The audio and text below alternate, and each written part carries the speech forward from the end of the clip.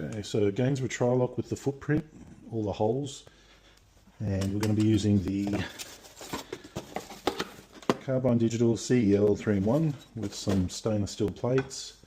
So that's the kit, and as you can see it's going to cover everything.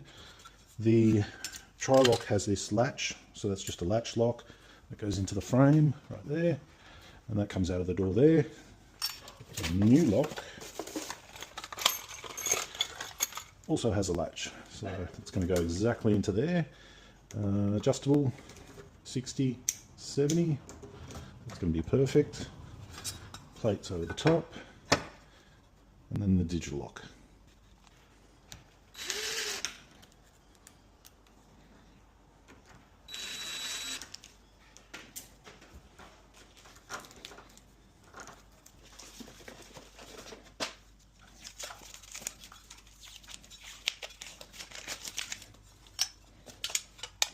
It's going to be this way.